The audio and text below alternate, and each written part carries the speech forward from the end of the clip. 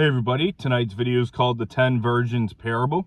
And tonight we continue our skip through study here in the Gospel according to Matthew, where we're going to be looking at the parable of the 10 virgins.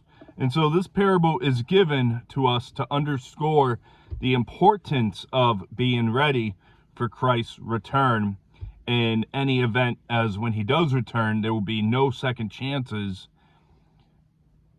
There will be no second chances for the unprepared.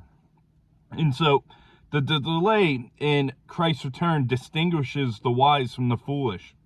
And being ready, it means to be prepared for with long delay. Short-lived zeal is inadequate. So we're going to be looking at chapter 25 tonight, and verse 1 through 13 says, "Then the kingdom of heaven shall be likened to the virgins who took their lamps and went out to meet the bridegroom. Now 5 of them were wise and 5 were foolish.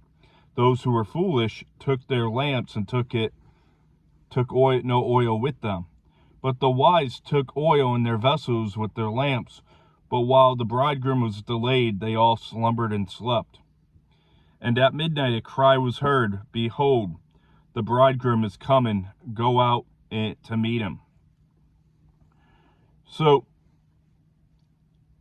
I actually went, fast speed right there.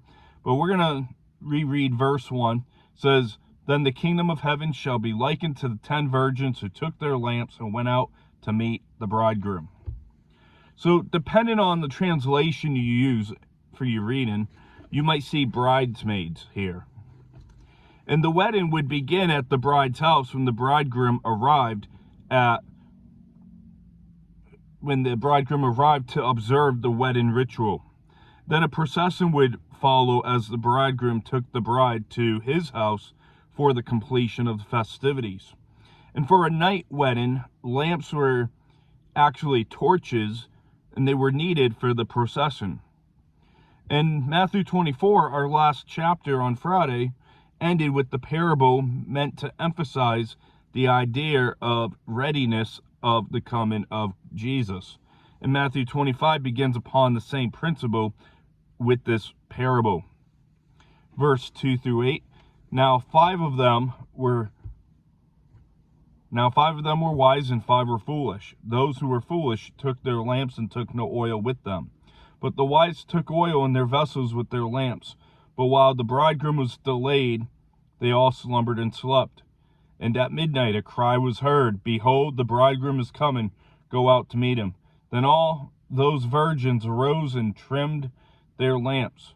And the foolish said to the wise, 'Give us some of your oil, for our lamps are going out.'"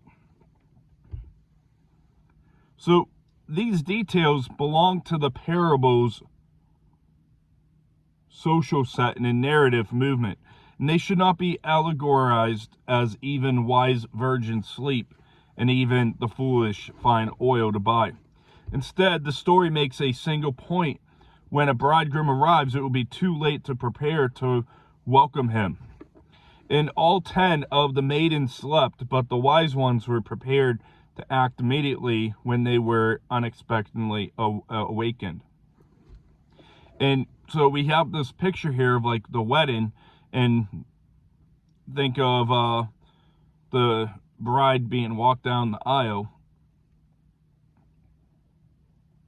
If the groom's not ready, he's probably not going to get married.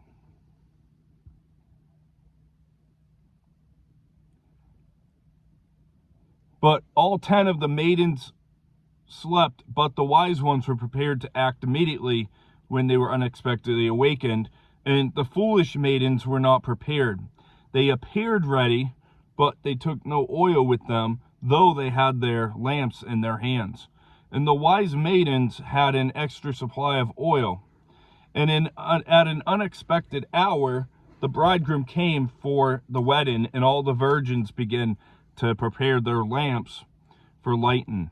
And without oil, the wedding party wasn't ready for the bridegroom.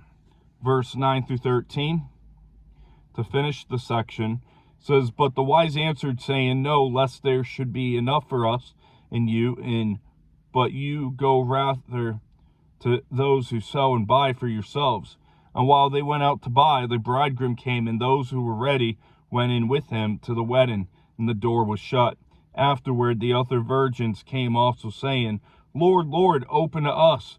But he answered and said, Assuredly I say to you, I do not know you. Watch therefore, for you know neither the day nor hour in which the Son of Man is coming. So the penalty was severe for the foolish maidens. And they weren't allowed to come to the wedding, and the door was shut. And the point of this parable is simple. 2 words, simple. Be ready. And the price for failing to be ready is too high. So to wrap up tonight with this little story, we look at the parable of the 10 virgins who go out to meet the bridegroom at a wedding.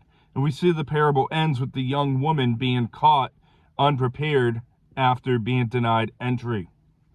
And so the moral of the parable is be ready for Christ's glorious return.